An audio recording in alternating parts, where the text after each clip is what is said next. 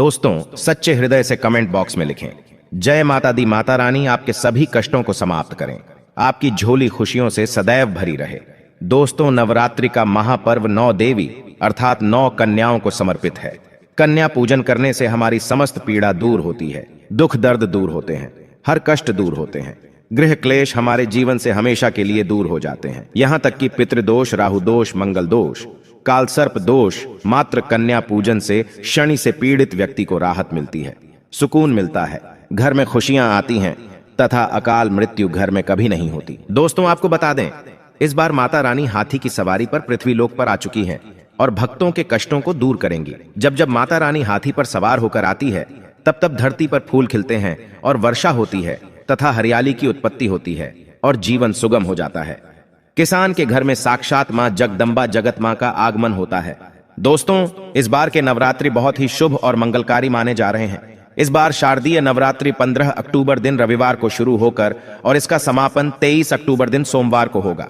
ऐसे में 24 अक्टूबर दिन मंगलवार को ही दुर्गा विसर्जन होगा। जो लोग माता रानी की स्थापना करते हैं, मूर्ति स्थापना करते हैं, वह लोग 24 अक्टूबर दिन मंगलवार को विसर्जन करेंगे।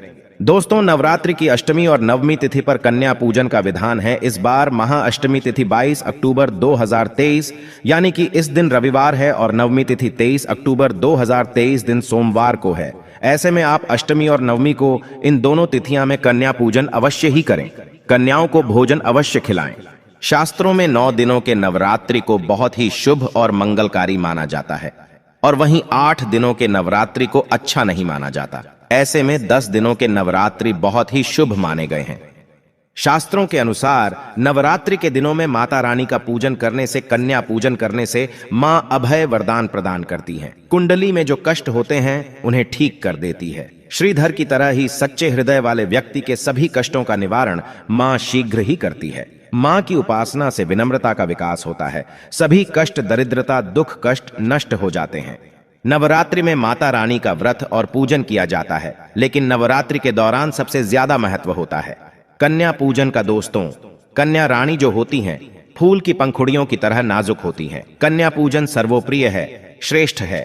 कन्या के रूप में स्वयं जगदम्बा देवी, माता वैष्णो, 9 देवियां अर्थात समस्त ब्रह्मांड इनके शरीर के कण कण में वास करते हैं। बहुत कम लोग जानते हैं 33 कोटि देवी देवताओं का वास होता है। कन्याओं के मस्तक पर कन्या चाहें छोटी हो चाहें बड़ी हो, वह सदैव पूजनीय है, मां के समान मानी जाती है। दोस्तों, माना जाता है व्रत और उपासना से माता रानी इतना प्रसन्न नहीं होती है जितना कि कन्या पूजन से होती है। नवरात्रि में छोटी छोटी कन्याओं को माता रानी का स्वरूप माना जाता है। कन्याओं को भोग लगाया जाता है, उन्हें प्रसन्न किया जाता है और बदले में आशीर्वाद मांगा जाता है। कन्याओं को प्रसन्न करने के लिए गिफ्ट आदि उपहार वगैरह दिए जाते हैं। माना जाता है अगर कन्याओं को कोई भेंट दी जाए और वो उसे खुशी खुशी स्वीकार कर ले, तो इसका मतलब है माता रानी अर्थात माता वैष्णो ने वो भेंट स्वीकार कर ली। जिन पर कन्याएं प्रसन्न होती हैं, तो समझो उन्हें माता रानी का आशीर्वाद मिल गया और माता रानी की कृपा से उन्हें मुंह मांगा वरदान प्राप्त होता है। कन्या पूजन कोई मामूली पूजन नहीं होता। समस्त ब्रह्मांड में जो पूजा होती है, उनसे बढ़कर कन्या पूजन को माना जाता है। 10 बार गंगा स्नान करने से और 100 बार यज्ञ करने से तथा 1000 बार यात्रा करने से जो पुण्य मिलता है, वह मात्र 1 बार कन्या पूजन करने से करोड़ों गुना भक्त को मिल जाता है, प्राप्त हो जाता है। दोस्तों, इसीलिए कहा जाता है कि कन्याओं को सताना नहीं चाहिए, इससे समस्त ब्रह्मांड हिल जाता है। कन्याओं की जितनी सेवा की जाए कम ही होती है। कन्याएं कोई मामूली नहीं होती। कन्या के रूप में स्वयं उनके मस्तक पर विराजमान होकर स्वयं देवी चलकर आपके घर तक आती हैं। नवरात्रि में 2 साल से लेकर 10 साल तक की कन्या का पूजन होना चाहिए। अष्टमी अथवा नवमी को कन्याओं के पैर धोकर भोजन कराना, उपहार आदि देना श्रेष्ठ माना जाता है, दुर्लभ माना जाता है। ऐसा मौका कभी हाथों से नहीं जाने देना चाहिए। इस दिन जितना ज्यादा हो सके कन्याओं को हाथ पकड़कर, पैर पकड़कर अपने घर तक लेकर आएं। दोस्तों, वीडियो में आगे बढ़ने से पहले आप अपनी राशि भी कमेंट बॉक्स में जरूर डाल दीजिएगा। यदि हमारे पास कोई उपाय होगा तो वह आकर हम आपके कमेंट के रिप्लाई में बता देंगे। कोई भी राशि के अनुसार अगर उपाय करता है तो माता वैष्णो बड़ी प्रसन्न होती है और ऐश्वर्य धन प्रदान करती है, मालामाल बना देती हैं। इसीलिए राशि कमेंट में जरूर छोड़ें और हाँ, माता को एक लाइक जरूर करें। लाइक करने में कंजूसी ना करें। दोस्तों, कैसे करें? कन्याओं का स्वागत। कन्या जब आपके घर आए तब सभी के पैरों को दूध और पानी से उनके पैरों को धुलाना चाहिए। खासकर मर्दों को कन्याओं के पर आवश्यक धोने चाहिए, इससे मैया वैष्णो प्रसन्न होती हैं। दोस्तों, फिर उसके बाद कन्याओं को किसी साफ जगह पर जमीन पर कपड़ा बिछाकर बैठाना चाहिए। उनके माथे पर अक्षत, फूल और कुमकुम लगाना चाहिए। फिर उसके बाद भोजन ग्रहण करवाना चाहिए। लेकिन हमेशा याद रहे, कन्याओं की थाली में 3 पूरियां कभी ना रखें। इसे शुभ नहीं, घोर अशुभ माना जाता है। 3 पूरियां तथा 3 रोटियां मरने वाले व्यक्ति के लिए निकाली जाती हैं और जेल में कैदियों के लिए दी जाती हैं। ऐसे में कन्याओं को उनकी थाली में 3 पूरी कभी ना दें, लेकिन 1-2 करके पूरियां दे सकते हैं। इससे 3 संख्या बढ़ जाती है और दोष भी नहीं लगता। दोस्तों, कन्याओं को खाना खिलाने के बाद अंतिम में कन्याओं के सर पर लाल चुनरी उड़ाना चाहिए और भोजन में आपको खीर, पूरी, हलवा, चना तथा आलू की सब्जी, छोले वगैरह की सब्जी खिलानी चाहिए। पनीर आदि भी खिलाया जा सकता है। वैसे माता रानी का प्रिय भोजन खीर, हलवा, पूरी और छोले आदि ही हैं। लेकिन भूल से भी लहसुन और प्याज का इस्तेमाल कभी ना करें, अन्यथा अनर्थ हो जाएगा। अक्सर कई लोग कन्याओं को कुरकुरे का पैकेट, चिप्स वगैरह का पैकेट खिलाते हैं, जो कि घोर अनर्थ माना जाता है, क्योंकि इसमें लहसुन, प्याज का इस्तेमाल होता है, जिसके कारण आपका व्रत खंडित हो सकता है। मां दुर्गा क्रोधित हो सकती हैं। जहां आपने 9 दिनों तक लहसुन प्याज का परहेज किया, लेकिन आपकी एक गलती पूरे व्रत को खंडित कर सकती है। इतना भी नादान नहीं बनना चाहिए कि माता रानी रूष्ट हो जाए और कन्याओं को भी अशुद्ध होना पड़े। कन्याओं को डब्बा बंद कोई भी ऐसी चीज ना खिलाएं जिसमें लहसुन, प्याज होता है। कई चीज तो ऐसी होती है मार्केट में जिसके अंदर लहसुन, प्याज का इस्तेमाल होता है। ऐसा आप कभी मत करना। दोस्तों, कई लोग कन्या पूजन में खाना घर पर नहीं बनाते और मार्केट से रेडीमेड लाकर ही खिलाते हैं तथा दही जलेबी खिलाते हैं, जो कि शुभ नहीं माना जाता। दोस्तों, ऐसा खाना वो लोग खिलाते हैं जिनके घर में मान लीजिए कोई दुर्घटना आदि हो गई है या घर में कोई बीमार है या कोई मुसीबत है, तब वो ऐसा करते हैं। लेकिन अगर आप स्वस्थ हैं, आपको कोई पीड़ा नहीं है, तो ऐसा भूलकर भी नहीं करना चाहिए। माता रानी दही जलेबी नहीं, आपके हाथों का बना भोजन खाना चाहती है, आपका प्यार चाहती है। फिर चाहे आप घर में एक ही पूरी क्यों ना बनाएं माता के लिए, पर आप स्वयं ही अपने हाथों से माता रानी को भोजन खिलाएं। देखिए, भले ही आप दही जलेबी खिला सकते हैं, परंतु माता को घर का बना हुआ शुद्ध भोजन ही अति प्रिय है। खासकर नवरात्रों के दौरान घर में पक्का खाना अवश्य बनाना चाहिए। माता रानी बहुत प्रसन्न होती है। घर का बना पक्का खाना ही कन्याओं को खिलाना चाहिए। हमेशा याद रखें, कन्याओं को प्लास्टिक के बने दोने में खाना नहीं खिलाना चाहिए। ऐसे बर्तन पूजा पाठ के लिए शुभ नहीं अशुभ होते हैं, क्योंकि प्लास्टिक के ज्यादातर बर्तन जो होते हैं जानवरों की हड्डियों द्वारा बनाए जाते हैं, इसीलिए ऐसा पाप मत करना। कन्याओं को हमेशा स्टील के बर्तन या पत्तों से बने बर्तनों में ही भोजन कराना चाहिए, बहुत ही शुभ माना गया है। अगर पेड़ के पत्ते में भोजन कराते हैं तो माता अभय वरदान प्रदान करती है। दोस्तों, एक और बात हम आपको बताने वाले हैं कि यदि नवरात्रों के समाप्त होने के बाद यदि बीच में कन्या पूजन में शुक्रवार का दिन पड़ जाए तो कन्याओं को कोई भी खट्टी चीज नहीं खिलाना चाहिए, क्योंकि शुक्रवार का दिन माता संतोषी को समर्पित होता है और माता संतोषी नवरात्रों के दिनों में सक्रिय अवस्था में होती है, यानी वो भी 9 देवियों के साथ में आपके घर में आती हैं। इसीलिए कन्याओं को भूलकर भी शुक्रवार का दिन अगर पड़ जाए तो खट्टी चीज घर में नहीं बनाना चाहिए और कन्याओं को भी खट्टी चीज नहीं खिलाना चाहिए। घोर पाप लगेगा, आपका किया कराया सब बर्बाद हो सकता है। खट्टी चीजों से माता संतोषी रूष्ट हो सकती हैं, चिढ़ सकती हैं, आपको श्राप दे सकती हैं, इसीलिए नादान ना बने। दोस्तों, भोजन कराने के बाद कन्याओं की थाली में एक लौंग जरूर रखना चाहिए, क्योंकि लौंग देवी शक्ति तथा दुर्गा मां को बहुत प्रिय है। लौंग माता शक्ति का प्रतीक होती है। लौंग में नव दुर्गा का वास होता है। इन 9 दिनों में माता रानी को लौंग का भोग ही लगाया जाता है, तो खाना खाने के बाद कन्याओं को लौंग अवश्य अर्पित करें। माता रानी को अमृत से बढ़कर लौंग प्रिय है, इसीलिए कन्याओं को थाली में चुपचाप एक लौंग जरूर रख दें, आपका भाग्य चमक जाएगा। माता लक्ष्मी आपके जीवन में धन की कोई भी कमी नहीं होने देंगी। दोस्तों, आपको बता दें, कन्याओं को उपहार में क्या दें। कन्याओं को खुश करने के लिए उनकी थाली में दक्षिणा डालें, ताकि आपके घर में संपन्नता बनी रहे तथा धन की कोई भी कमी ना हो। कन्या जब आपके घर से खुशी खुशी धन लेकर जाती है तो वह भी आपको खुशी खुशी कई गुना आपको धन प्रदान करती है। इस समय कंजूसी मत करना, खुशी खुशी कन्याओं को धन अवश्य देना। कन्याओं को कोई सुंदर गिफ्ट दे सकते हैं। शास्त्रों में बताया जाता है कि कन्या जितना खुश होती है, माता रानी उतना ही जल्द फल की प्राप्ति प्रदान करती है। ऐसे में आप कन्याओं को चॉकलेट बॉक्स दे सकते हैं तथा खूबसूरत कपड़े दे सकते हैं। याद रहे, काले कपड़े ना दें और स्टील के बर्तन भी गिफ्ट के तौर पर दे सकते हैं। याद रहे कि कन्याओं को लोहे का कोई भी सामान नहीं देना चाहिए, नहीं तो राहु केतु का प्रभाव आपके जीवन में प्रवेश कर जाएगा।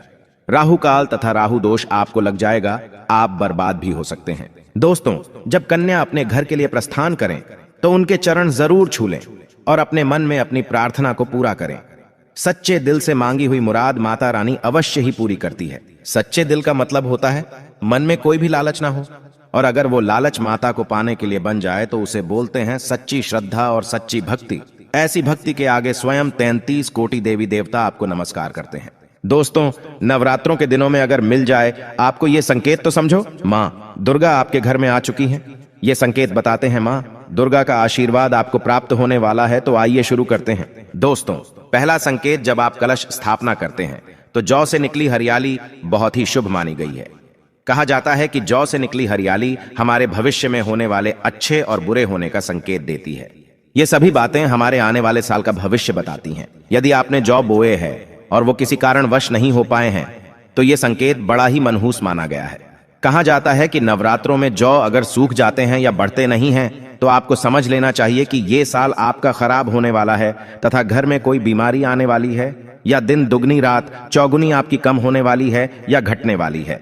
दोस्तों, ये धन हानि का संकेत माना गया है, क्योंकि आपने कोई ना कोई गलती ऐसी कर दी होगी जिसके कारण माता रानी नाराज हो गई हैं। इसीलिए माता से आप क्षमा अवश्य मांग ले। माँ अपने भक्तों को अवश्य माफ करती है। एक माँ ही होती है जो अपने बेटे को, अपने लाल को हर गलती पर माफ करती है। लेकिन ऐसा बेटा किस काम का जो माँ से माफी ना मांगे। इसीलिए माता रानी से अपनी गलती की माफी अवश्य मांग लें। मैया वैष्णो अपने भक्तों को कभी निराश ही नहीं करती, बल्कि उन्हें धन धान्य से और खुशियों से परिपूर्ण बना देती है। और दोस्तों, यदि जौ हरे भरे हो जाते हैं तो ये शुभ संकेत होता है। इससे आने वाले समय में आपको बहुत ज्यादा ही धन लाभ होगा। माना जाता है कि 1 रुपए का सिक्का या चांदी का कोई भी सिक्का जौ के बीचों बीच में अगर मिट्टी में दबा दिया जाए तो घर में सुख समृद्धि आती है। माता लक्ष्मी दौड़ी दौड़ी चली आती है। जौ के अंदर हमेशा 1 रुपए का सिक्का अवश्य डालना चाहिए। जौ को खाली नहीं रखना चाहिए, उसमें धन वगैरह अवश्य डालना चाहिए। इससे माता का आशीर्वाद सदैव परिवार पर बना रहता है और जीवन में कोई भी संकट नहीं आता। खाली जौ मतलब धन भी खाली, खुशियां भी खाली ही मिलेंगी।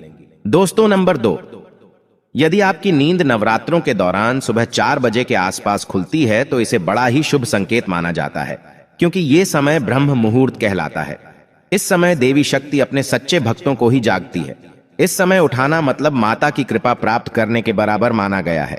ये संकेत बताते हैं कि माता की सच्ची भक्ति का प्रभाव आपके ऊपर हो चुका है और माता रानी आपको जल्दी ही कोई खुशखबरी देने वाली है।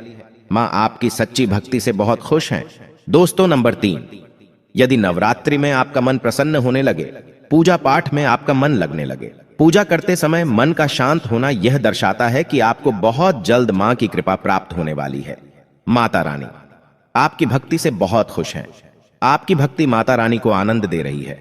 ऐसे व्यक्ति को समझ जाना चाहिए कि उसके जीवन में अब अच्छा समय आने वाला है। दोस्तों, नंबर 4, नवरात्रों के दौरान अगर मां के गले से फूल गिर जाए तथा जौ के हरे भरे पत्ते अगर बिन हवा के हिल जाएं तो इसे अति उत्तम माना गया है। यह संकेत बताता है कि माता रानी का आगमन आपके घर में अस्थायी रूप से हो चुका है। आपको माता लक्ष्मी की कृपा प्राप्त होने वाली है।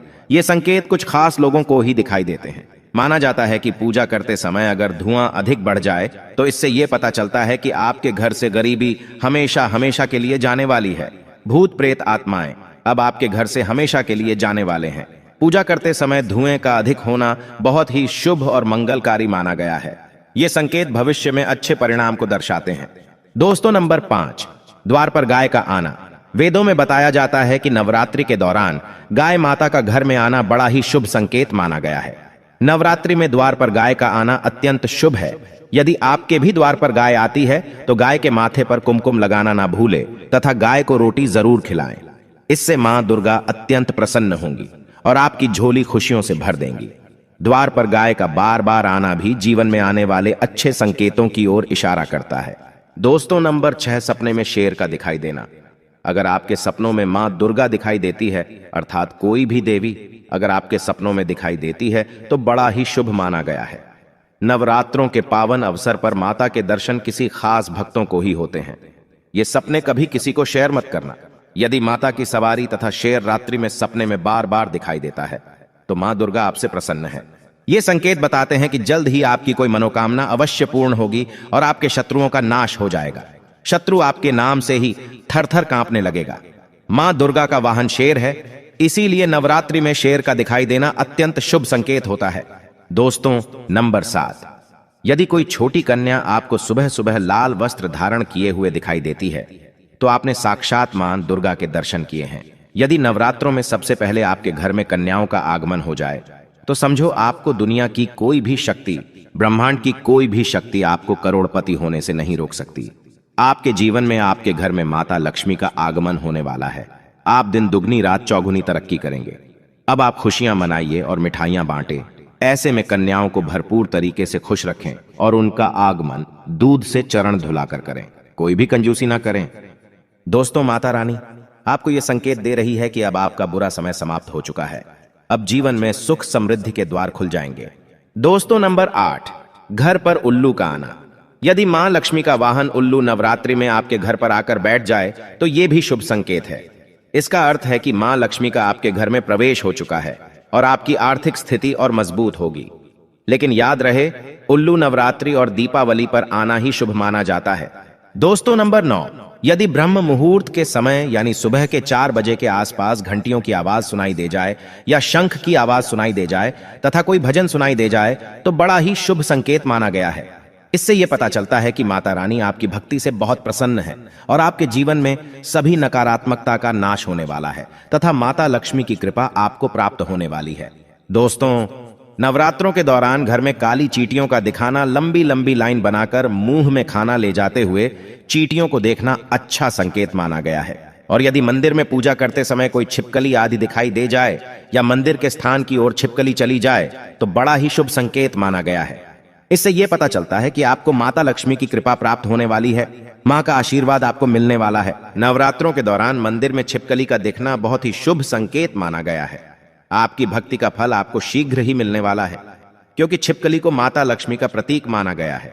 किसी शुभ अवसर पर छिपकली का दिखना मंगलकारी माना गया है और नवरात्रि में छिपकली का मंदिर में दिखना साक्षात देवी लक्ष्मी का स्वरूप माना गया है।